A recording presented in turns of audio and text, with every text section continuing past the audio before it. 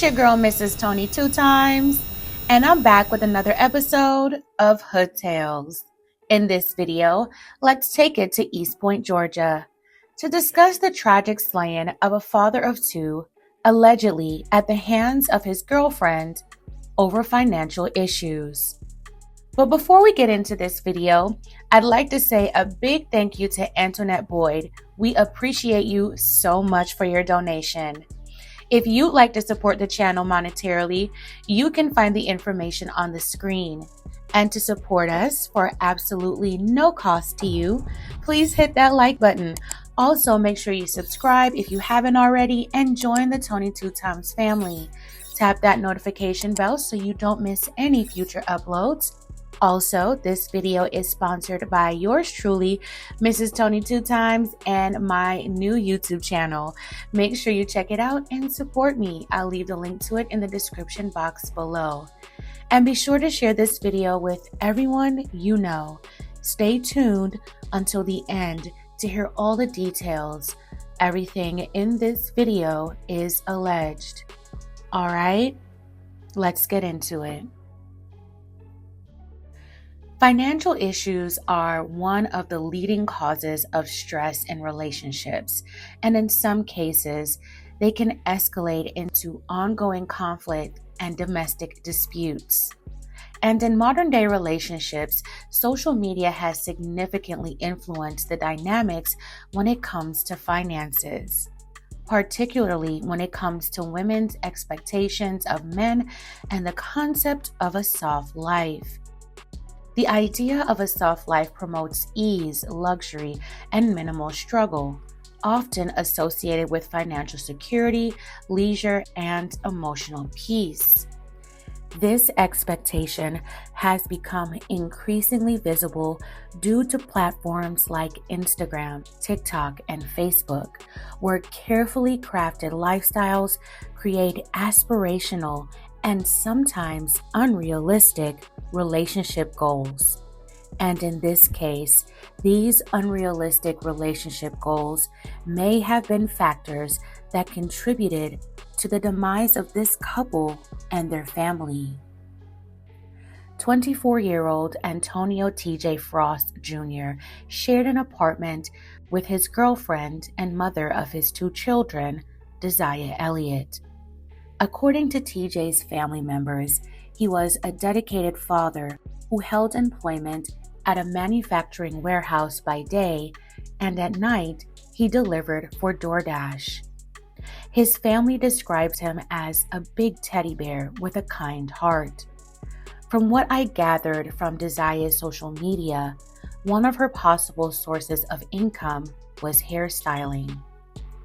Acquaintances and childhood friends of Desire described her as quiet and sweet, someone who wouldn't hurt a fly. They claimed Desire loved her boyfriend TJ and their two children very much and would do anything for them. Desire also appeared to be a Christian, sharing Bible verses and the importance of having a relationship with the Lord. There were also posts Desire shared about wanting a soft life, maybe even alluding to the idea that she was not getting help financially in her relationship. This post shared a year ago says this: dating a man who can't help you financially is a waste of time. The comment a guy made under the post was highlighted. It read, "Y'all wonder why my woman is so submissive. Because I lead the way and set the tone. I book flights, fix things around the house, pay bills, make sure she has money in her purse, even though she has her own. I get her stuff she likes, take her all around the globe. I don't cheat. I make her feel like she doesn't have a thing to worry about because I'm around. I listen to her. I apologize when I'm wrong and don't gaslight her. I lead by example. That's why she's submissive. Take notes. And she's an alpha female. She isn't a gullible woman. I just do what I'm supposed to do as a man." She also shared this post in October 2024 that said, To release her feminine energy, you gotta take away her masculine responsibility. Another post she shared said, "I just want to take my cape off sometime and just be a woman." From my observation, Desire may have been feeling like her boyfriend TJ wasn't providing enough financially, which would have allowed her to be in her quote-unquote feminine energy. Could she have been feeling unfulfilled in their relationship? On Sunday, February 2nd, 2025, East Point police said they were responding to a shooting call at the woods at Camp Creek on Kenilworth Drive. When responding officers arrived, they found Antonio TJ Frost suffering from a gunshot wound. He was conscious when he was taken to Grady Memorial Hospital, but later passed away from his injuries. Police say the shooting stemmed from a domestic argument.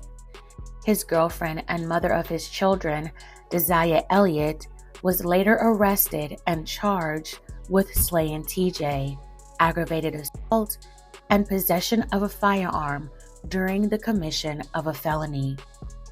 She was booked into Fulton County Jail. When TJ's family got the news, they were devastated, to say the least. They were told by police that TJ and Desire got into an argument over finances. His family attested that TJ worked long hours and was a great provider. In addition to having to deal with the loss of TJ, they were now faced with another unforeseen challenge. TJ had a life insurance policy that would have covered funeral costs and other expenses, but his family was unable to get access to the policy since the main beneficiary was TJ's girlfriend, Desire, the person accused of taking his life. With Desire being the sole beneficiary, the insurance payout is on hold pending the legal proceedings. Insurance companies typically withhold payouts when the beneficiary is implicated in the policyholder's passing, pending legal resolution, a process that could take months or even years. To honor TJ's memory and assist with funeral costs, the family has organized a GoFundMe campaign. Desire Elliott is innocent until proven guilty. May Antonio TJ Frost Jr. rest in peace. My condolences to his family and loved ones.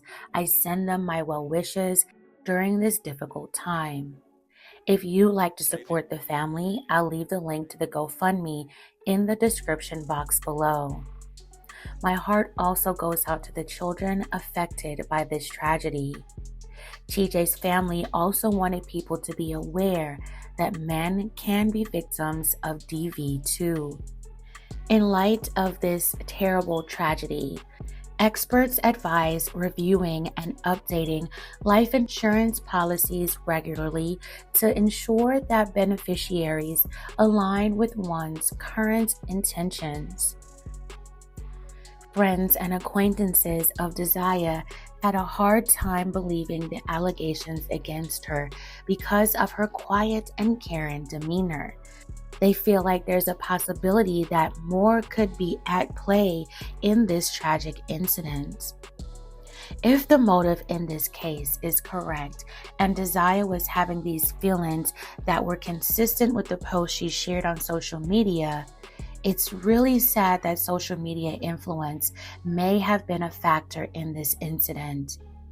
While there's nothing wrong with desiring a life of comfort, the expectation that men must solely provide a soft life can sometimes create unrealistic standards, strain relationships, and overlook emotional compatibility. Fam, I'm going to leave the rest up to you. What are your thoughts on this one? Let me know in the comments section below. And remember, we have to succeed, not to fail, so we don't become another hood tale.